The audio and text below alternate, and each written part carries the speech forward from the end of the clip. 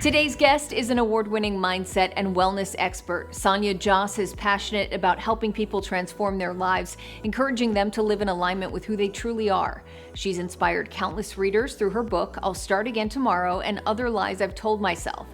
But that's just the tip of the iceberg for her. Today, we're chatting with her about the self-discovery journey and how we can stay true to ourselves even as times get challenging.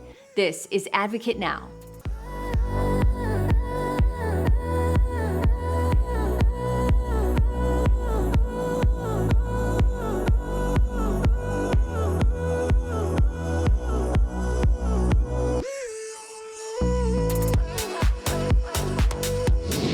Sonia, I'm so excited to talk to you today. You know, as a mindset and wellness expert, you've been really vocal about living a life that's guided by your own internal compass, despite the outside noise of society or family and friends. So what did that self-discovery journey look like for you? Oh, Sonia, honestly, the journey was and has been so messy. I think that's the reality of Mhm. growth and transformation is that it's never pretty. It's not like one quick therapy session and you're healed. It is sort of treacherous, the unlayering that has to go on to really, shift us away from the patterns and the behaviors and the foundation that the house of cards is built upon. And for me, that sort of crumbling down happened when I was 25 years old. I had achieved all the ticky marks, as I like to call them, the good Indian girl, brown girl things that you're supposed to accomplish to be considered successful, and then you're going to be happy. And I was sitting there, with the prestigious degree, with an executive corporate career, married to a neurosurgeon, penthouse downtown Toronto, all the things, waking up every morning with this like emptiness. It was this, subtle sort of, I don't know how to explain it. It was like a subtle emptiness, haunting sort of feeling that only grew stronger and more palpable. And, in classic overachiever fashion, I was like, maybe this is a good time to do my executive MBA. And so, did that too to try and chase yet another external milestone to make myself feel good enough. And when I was sort of out of options, I really came to the point where I was like, if this is all that there is for me, if this is the level of authenticity and Mhm. happiness and joy I'm capable of feeling, it's not enough. Mhm. And I had been sold this idea, right? That you get to the end destination and then you're going to arrive at happiness and then you will live there where the happy people live, right? And when that illusion sort of was vastly and harshly broken for me, I think it became so clear that that feeling that I was cultivating, that the real Sonia was finally coming to life, was only going to come through my journey within. I think it can be a really scary realization when we recognize that perhaps we've built some aspects of our lives on the need for validation. Like, I'm going to chase this career because my parents will be proud, or people will admire me, or I'm going to get married or have a family so I can fill this void. So in order to live a life that is genuine, that do you think that we need to first identify those feelings of lack that maybe we've tried to cover up?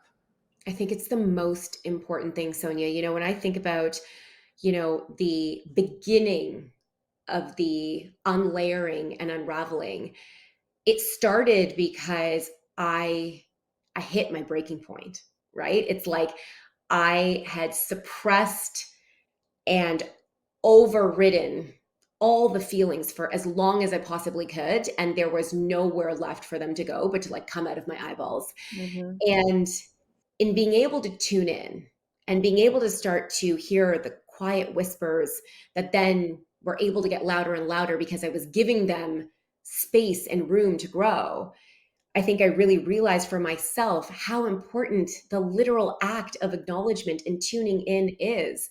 And it's the hardest part, right? Because as you said, we've got the voices of our families, we've got the voices of the hashtag world, we've got the voices of everybody around the globe now, right? It's not even the beautiful, tender little world that we were living in before. It's just this giant vortex that we're living in, and it's now living in our head.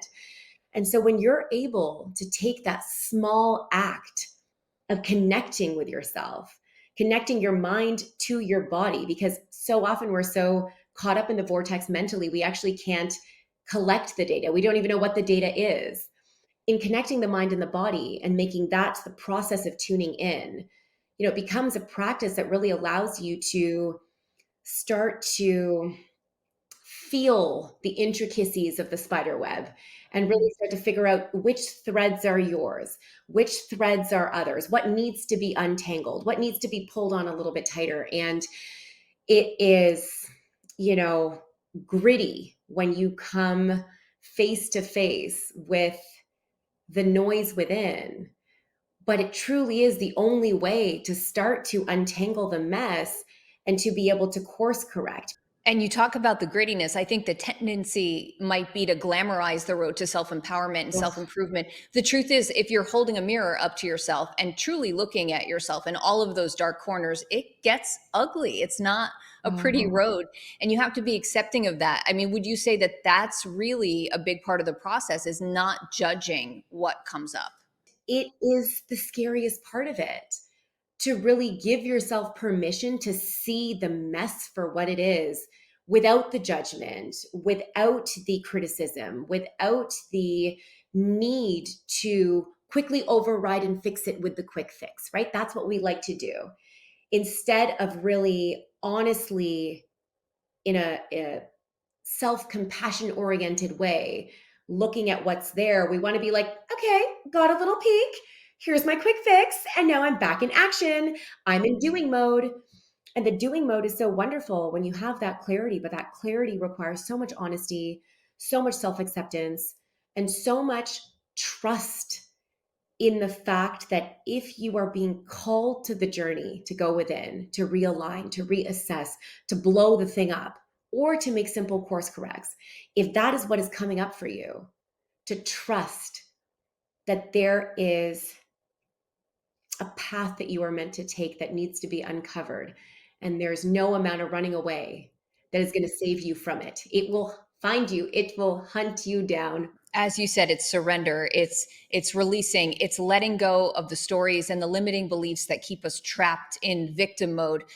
Explain what limiting beliefs are for those who might not know, and why it's necessary to break out of those beliefs in order to create real change in your life. When I was untangling my limiting beliefs and my negative narrative, through the process of my evaluation criteria and my perfectionist tendencies, on going through that journey within, it was terrifying to come face to face with all the lies I'm constantly feeding myself, that are positioned and packaged in such a safe and kind of parental, sort of nurturing way almost, that you can't even recognize that they're limiting beliefs, right? They're just don't get your hopes up too high. You're good, but you're not good enough. It's like the constant narrative that keeps you feeling like the chase must continue so that you can prove to the limiting beliefs that they're wrong. Meanwhile, recognizing underneath it all that the limiting beliefs that we carry are what are keeping us stuck in the reality that we're desperate to break out of, right? We've got beliefs, yes. We've got limiting beliefs that are predisposed realities that we have set out for ourselves, right? These preconditions that we believe are going to happen based on who we think we are, what we think we deserve, how worthy, etc. And we do everything we can, whether we like it or not, whether it serves us or not, to prove ourselves right.